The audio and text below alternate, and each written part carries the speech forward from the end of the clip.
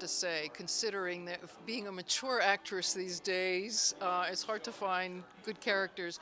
She is part of a very famous pop duo in the 60s and 70s, so she's a great singer. She is also dealing with some issues in this show with a daughter and a granddaughter, and she's currently in a new relationship and about to get married to a woman. Rachel is a rebel because she grew up in a hippie, very free love environment with drugs and alcohol and music and love, and that was scary to her. So her rebellious spirit sent her towards the total opposite thing, and she moved to Oklahoma with an evangelical Christian and changed her life completely. But her father passed away a year earlier, and they're doing a memorial service for him, or that's what she thinks is happening. She's 18. She is growing up in an evangelical Christian world, and her grandmother is actually very opposite of that. So she's had, contact with her grandmother growing up and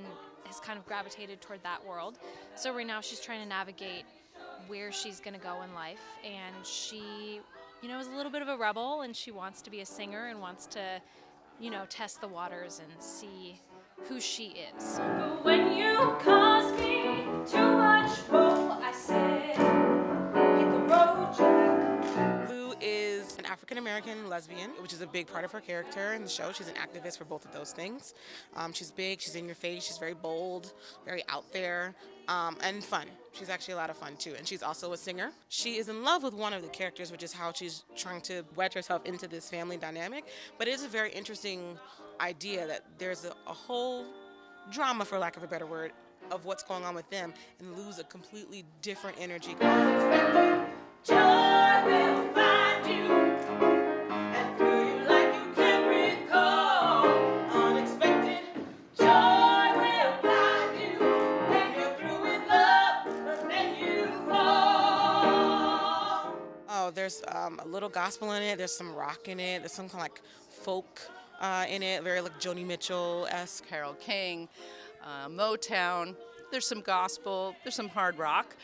My favorite stuff, though, when I talked to the composer and I said, this sounds a little like Laura Nyro, and she said, you know who Laura Nyro is? And we were like best friends, like, oh, this is going to be great. It just felt like a good fit. You need to come and see Unexpected Joy because, number one, it's got great music.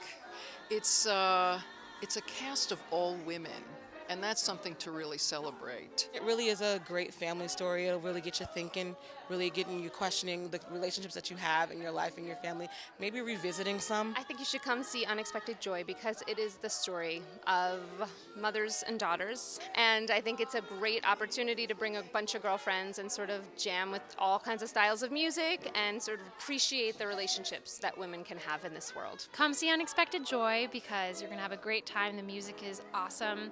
It's so fun. You'll laugh and you'll cry. You'll realize the relationships in your life are meaningful, and maybe you'll want to go call your mom after. What a woman can do.